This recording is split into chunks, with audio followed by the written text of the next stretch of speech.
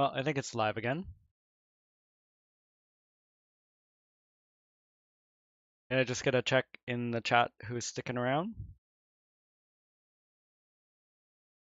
Yeah, no problem, Pirosh. Pirosho. Um, yeah, absolutely. Give me any more questions you have. Anyone else who's sticking around? Let me know if there's something that you've been wondering.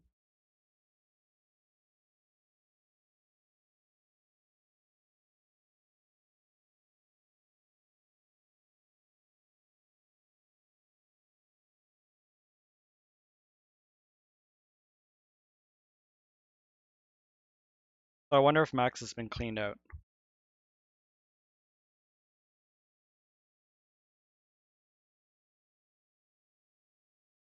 Done.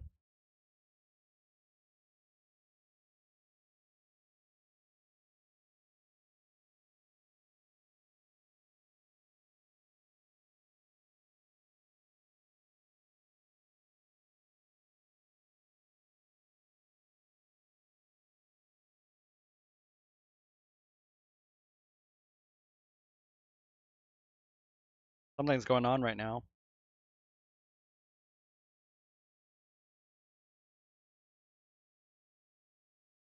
I see. LL has surrounded AM over here, and there looks to be war going on.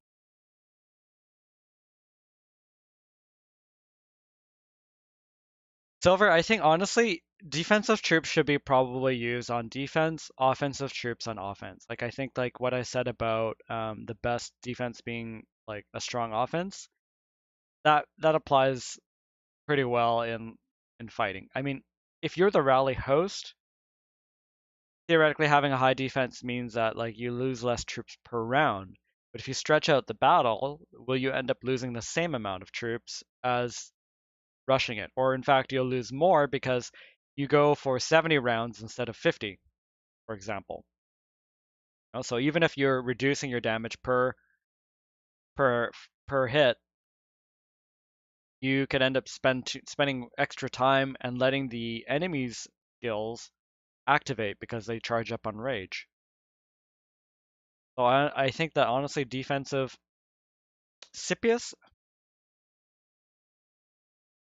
who are you talking about Scipio?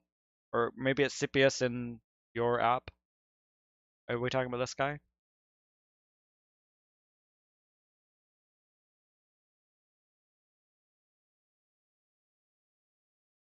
Okay, so there's a chance of increasing attack bonus. Yeah, I mean, honestly, yes. I haven't looked a lot at these skills, but attack bonus are up to 100% extra for 1 second. Okay, that's only like 1 or 2 rounds of hits, but that's a chance of boosting his DPS by like maybe, I don't know, 10% as part of that counterattack idea. And he has a chance to heal. Increases all damage by 1% when attacking other governor city up to 7%. And he can actually have a larger troop capacity. Yeah, no, absolutely. I can see Scipio as being a pretty strong offense. Yeah. 7% is 7%, you know? A 30% or 100% attack bonus is 30% or 100, depending on how long it lasts. If it triggers once every 5 seconds, let's say it always happens, well, you could say that that becomes, divided by that 5 seconds. 20% attack bonus averaged out. But since it only has a 10% chance of activating for that 1 second, every second it's checking, or every attack rather, it's checking to see if that bonus will activate or not. You could get unlucky and have it never activate for 10 attacks, 10 rounds. So you get zero bonus from that attack. Um, Same thing with the healing. You could have like a really unlucky streak and not have a single heal in a 10 or 20 round battle. On the other hand, you can get lucky and you can have multiple heals or multiple bonus attacks. So random is not so fun. Um, After using the skill, 5 seconds is a long time after having filled with rage. And the thing is, even without a rage boosting champion with Scipio, it's possible that this military life buff ends up being almost 100% active. And that is really cool. It means that like if he has 25% higher counterattack and 25% less damage taken, he'll last a little bit longer sieging city. So yeah, okay, I would say definitely Scipio is an interesting soldier for both purposes. Because again, even in defending, if you've got nukes, got high damage output, you kill your attackers before they do much damage to you, and you keep your watchtower alive longer or for more attacks, you're going to end up punishing them quite thoroughly. Another thing to note is that if you look at your watchtower, you hit info again, the watchtower attack increases at very small amounts at low levels.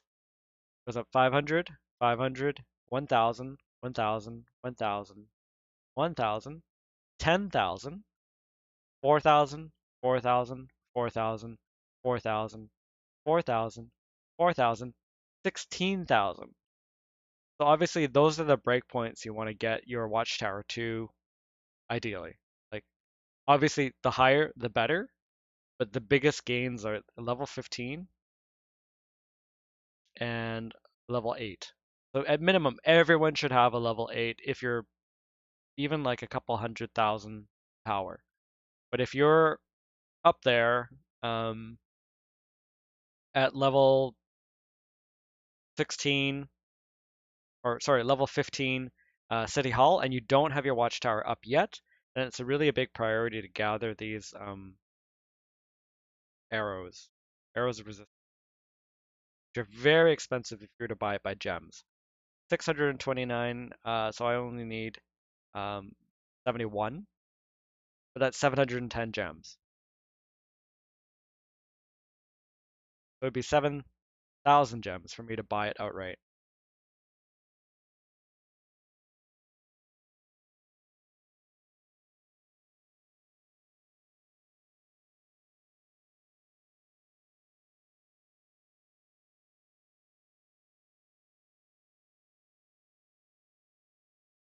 So here right now we've got rallies going on barbarian forts. There's 1, 2, 3, 4, 5 people participating. 2, 3, 4, 5 people participating. So it's not a good time for me to do anything else. I was thinking about using Lohar summons, but I want to maximize the number of people who can gain potential statues. Because the idea is like Lohar is, it says a jungler because he's got a barbarian damage bonus. He also has this passive skill, I think is incredible. Right now I've got level 4. I'm hoping to just get lucky and get level 5 with the next skill up to have a 70% experience bonus. There's no experience bonus item in the game. No booster you can consume. So every time you fight with Lohar in your deck, rather, army, the other commander is getting 50 or up to 70% as well. If you're fighting with Boudica having it together, the skill, she has a base 20% experience bonus regardless of level. And if you wanted to max both of them out, of course you could just put them together and run them together for a while. Like I could just do that. But at the moment, I don't care about starting them up yet until they get maxed out. I don't want to waste experience by having them full, but I'm not going to rush them to level up because their whole point is to level up other people. So I run Lohar with my Lance at 30 and 4 stars. And I also run him with Minamoto because you can never have enough experience on these legendaries. You can see at level 36, it takes 414,000 experience to go up a level, compared to level 20, which took 84,000 on legendary, or 18,000. Level 10, let's see, yeah, from a legendary level 20, 84,000 to an epic, 75,000 for that same level. For legendary, 18,000. Epic, oh no, count 15,000. That's like fair.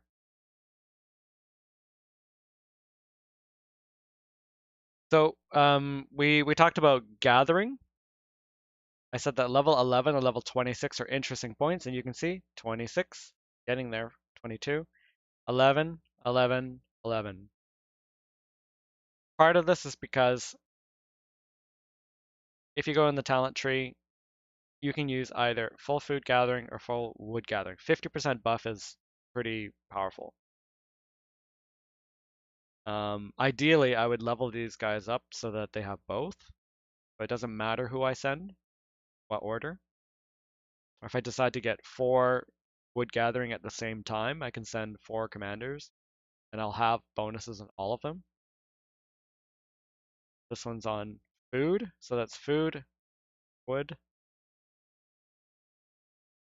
wood again. And Dragon Lancer, he's interesting. I leveled up his skills to max because I wanted cavalry march speed bonus 10%. I would also get that with Minamoto as a secondary or primary, but his skill is harder to level up because he requires basically paid statues. I don't want to spend more money. I've spent under $100, but I don't want to go more than that. And I'm saying $100 because I've got 2 accounts.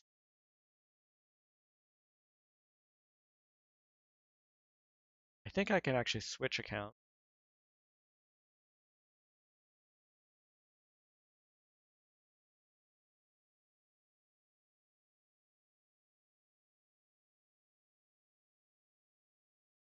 So this is my other account on another server, their alliance. Quick training starts. Right now I'm still training T2 ballistas because I don't log into this account as much. And I basically want to have a strong enough army that I can join rallies, etc.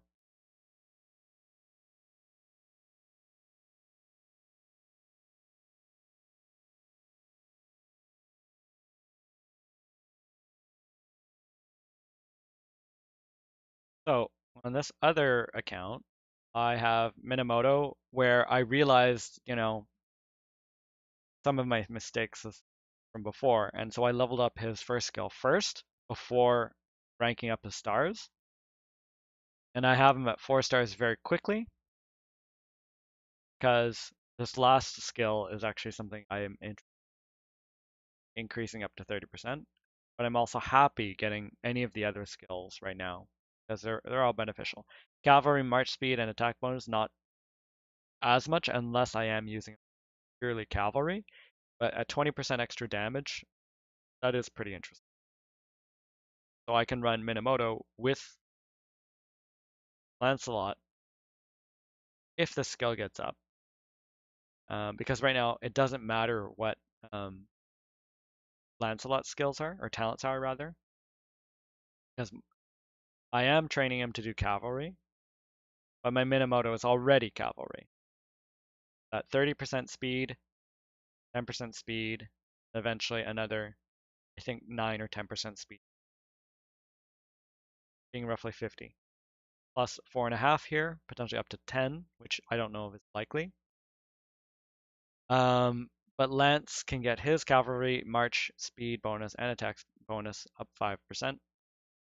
Uh, Lancer here could get up to 10% and theoretically cheaply.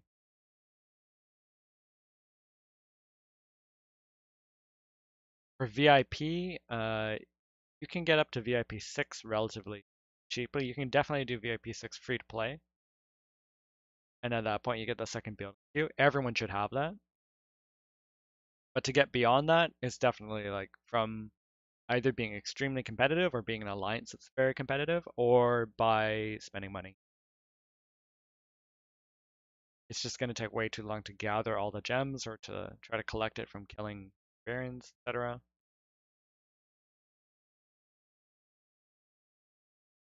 So those arrows are something that are pretty rare. Upgrade the watchtower. Watchtower's level 10 right now.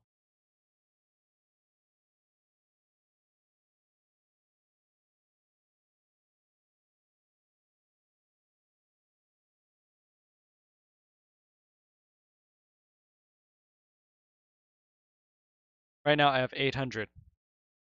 So this is pretty good because it's the same thing that I did on the primary server is that I focused all of my AP, my energy, into farming the Lohar event to gather the necklaces, but not to spend or waste the energy, in my opinion, on doing rallies against the summons or on forts, etc.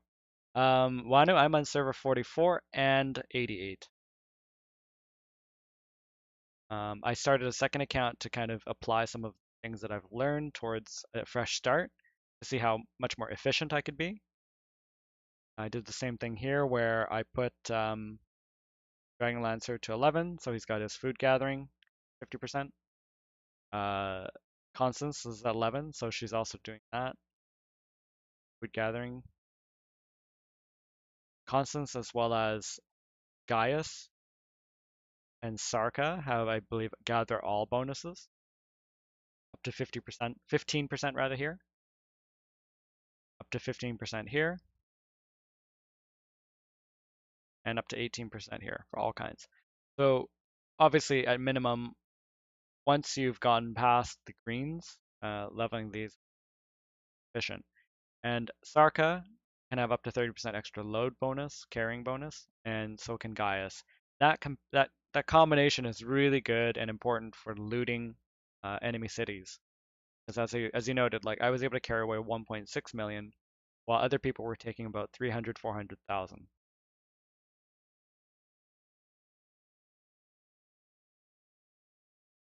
So on this server, I wasn't focusing so much on Tomoe, even though I did focus on getting her skill to level 5 first, or upgrading her stars, because that random assignment of statues into skills, I didn't want to go into archer bonuses. Because if you think of it this way, archers are 1/4 of your entire army, generally speaking, have like a balanced loadout. So a 5% bonus is actually divided by 4. You got a 1.25% damage increase, and that's really nothing. And if your archers are not the slowest troops inside your army, that march speed bonus you will never actually see in practice. If you're using her as a secondary though, this rage restored and skill damage bonus skill is quite nice. Um, so I would actually want to hit level 20 before I raise her.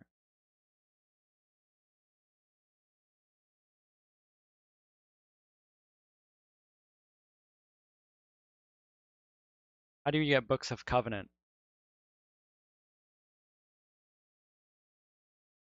So these red Books of Covenants that can upgrade the castle, those are from rallying forts. If I was to zoom out fort, here's a possible loot from it.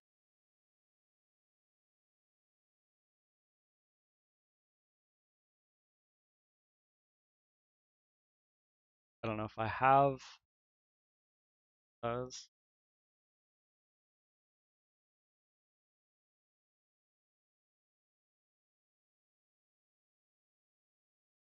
So just again, a quick look. This is my second account, but see the distribution of troops here. There's 14,000 siege, 8,000 infantry, 12,000 cavalry, 7,000.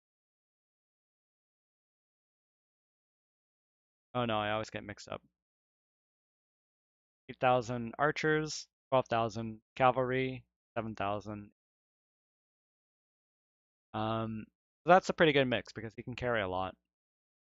But Southern Arrow here, he's using only 6,000 siege, like half of what he's got for other troops. So his carrying capacity is quite less. Here though, I have relatively balanced loadout for all of my T2s, but I've got 21 or 23,000 rather T1 siege. My carrying capacity is quite high, and no siege at all for this player with Caesar. Kind of a weird mix for decks. It's actually going the archer route, maybe archer and infantry, because of the heroes like Scipio. Resource loot. So yeah, as I kind of predicted, interestingly enough, I thought that Minotaur would have more loot because he had a good amount of troops, but um, myself and Dex actually carried away the most. 247, 223. It's interesting that the numbers are not distributed evenly, but it must have been considering how many troops died. You can see compared to that Julius Caesar, um, it's like 750,000 resources versus about 300,000.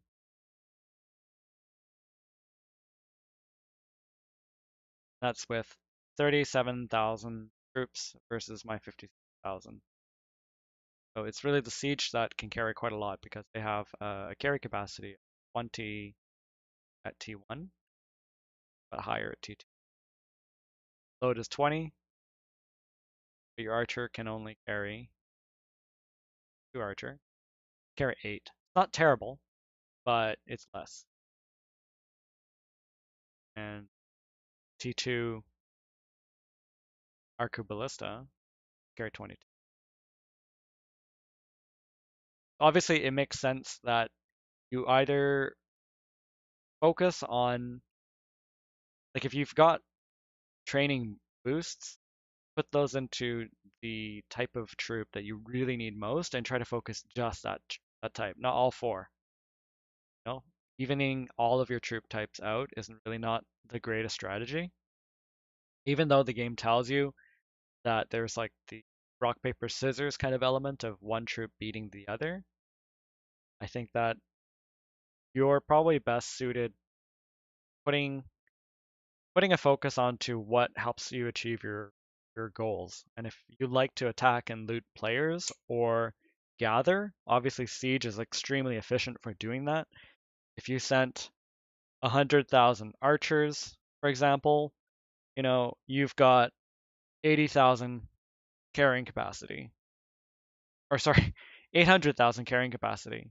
Um, but you'd have 2.2 million with T1 siege, same quantity.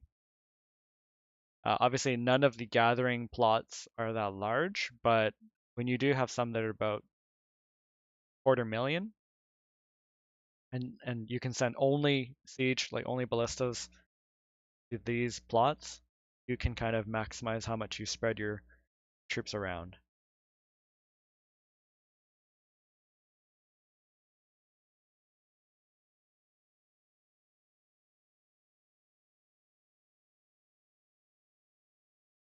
Well, someone didn't clean up this plot, so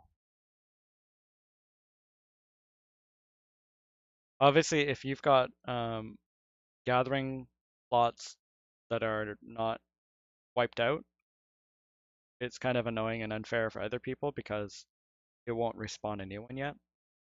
That one remains at low quantity. So to max out the amount that your entire alliance can gather as a whole, you should always try to finish off a resource plot. And if you see somebody else who has left one that's almost like partially empty rather, it is ideal to finish it off because new one will spawn relatively soon.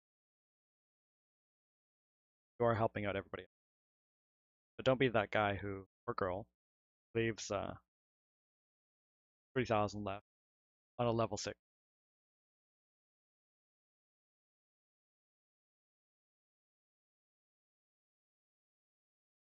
Are there any more questions? Otherwise, I think I'll be wrapping it up pretty soon because my throat is a little bit sore. Stayed up late, very late last.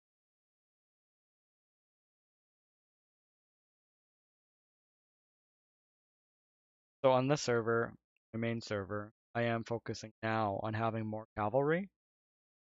Um, yeah, you can see like for T3, I only just finished doing archers recently, so I've got barely any.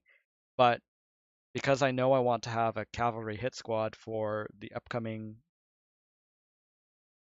Mightiest Governor event, stage 5 of this is the kill event.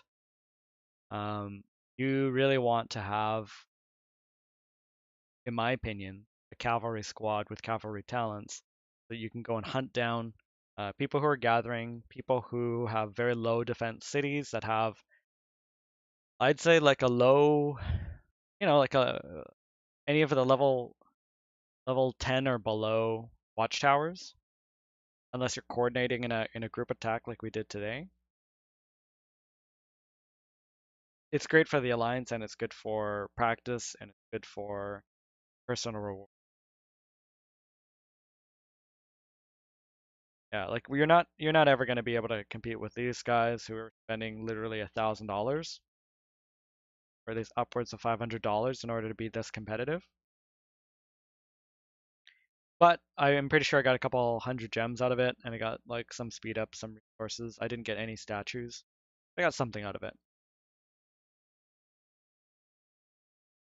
I think that if more people go after these, yeah, see, like I was ranked 97 in enemy elimination. Okay, so no, I didn't get hundreds of gems. I got 10 here. 60-minute belling speed up, 15 minutes healing speed up, and I forgot if I got some other boards though, or I think it was partly because we were trying to get the alliance get up to a ranking where overall everyone got something. But we didn't have enough people doing it.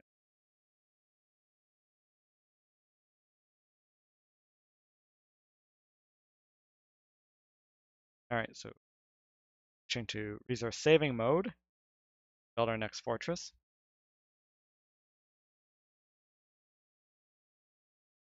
So I mentioned I was like Russian cavalry. Yeah, I think right now you can see T3 is taking 10.4 hours.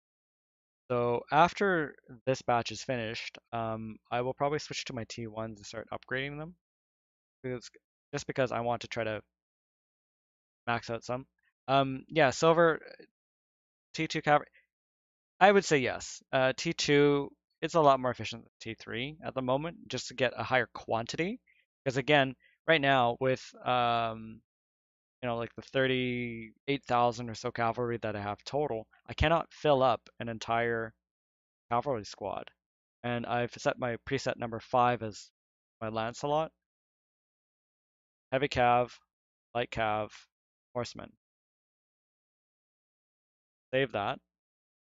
So you see I've got 39,940 troops out of 82,000. Even with T1, I can't fill a cavalry squad. But if I was to focus a bit more on cranking out those, I think I could actually get somewhere reasonable. So I might have Lance and Minamoto together rather.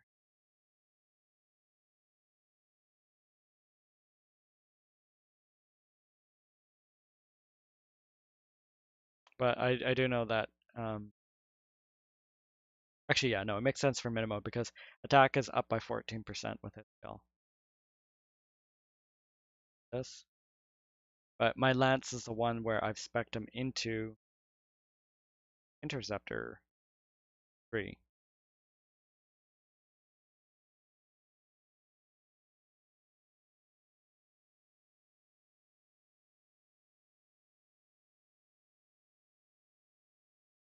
And another thing, one last thing is when we're fighting against like barbarians, etc., especially with events going on, I see a lot of people attacking with one army, their strongest troops at once, and that does make some sense. But instead, what I've been doing is leveling up my secondary heroes. See, this is a gatherer; she's at 13 only. Again, green gatherer who's only 11, but I want to get them up to 16 so that they can have both food and wood. And same thing for Dragonlance. So level? He's 11 as well. So what I've done is instead of maxing out my units, although this one's very close, I did a kind of a split mix. So you see the load page. The first one, actually, they're all set right now to be full, but I think it's because I've got enough troops now that there's some overflow.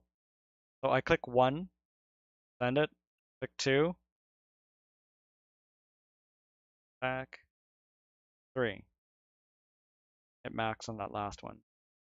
All 3 armies are sent out relatively tightly, meaning that the first, second, and third attack pretty close to each other, in all practicality, almost simultaneously. Maybe one round in between. But the lead there, my Lohar, is spec'd completely for fighting against barbarians repeatedly. This bonus, fight till the end, which increases defense by 25% when total troops are less than 30%. Putting this in, so he gets up to 5% less attack and counterattack damage. And one thing I'm going to do is click on each one of them and hit camp. So they're still fighting right now, but the moment they're done, they're not going to walk home, they're just going to stop.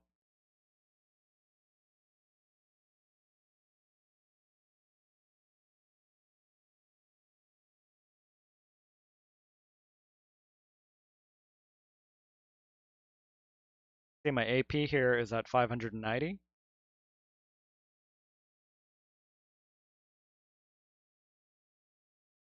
I can see if I can kill this 16 right after, even though my troops are less than 50%.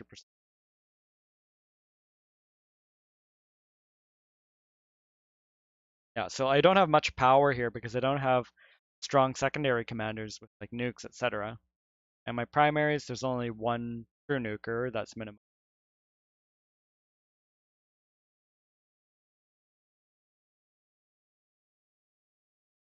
Yeah, perhaps I might just only attack the level 10.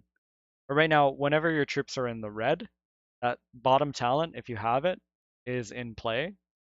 So it increases defense by 25%. So his defense is still 25% higher because he is in the red. And one thing that people haven't noticed is that when you send a new attack after you've already done in, this thing here says the more barbarians you defeat, the less action points it costs.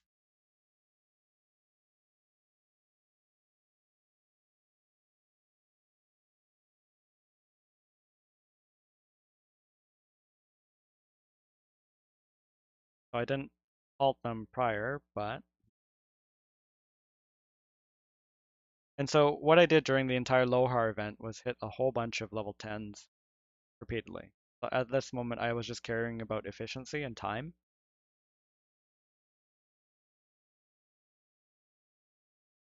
So right now, the action points that it costs is only 36, 6, 6, 36. So instead of 150 AP, it's 100 and 106 or so. I can't math right now. Also, my throat is really sore. So now it's about 100.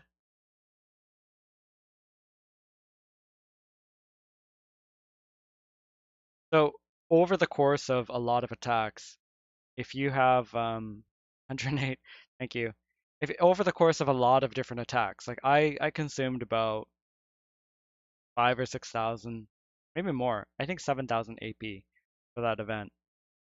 I was able to get like a lot of necklaces, which I then opened up and I got hundreds, literally hundreds of the arrows for the watchtower. So obviously the next time that rolls around, I'm gonna go really like hardcore on that and try to really maximize my and save up a bunch of the AP pots.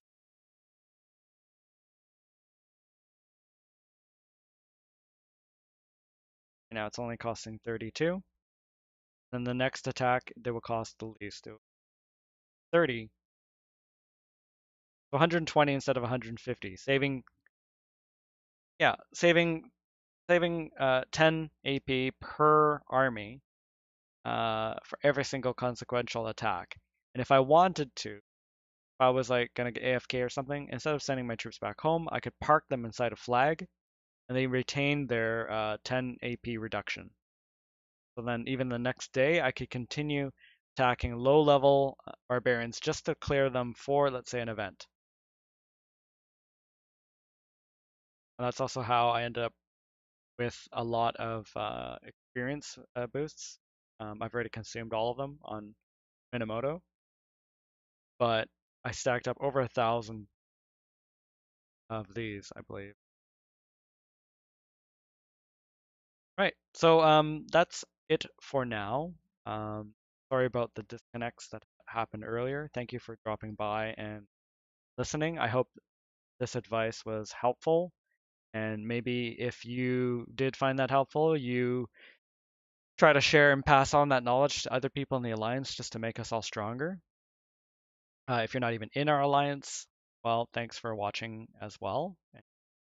That tips that you can bring to your game and your alliance. As I said, I don't stream very often, but if this is something that people find interesting, like I will definitely consider in the future, and hopefully my connection will be stable. Thank you, and I'll see you later.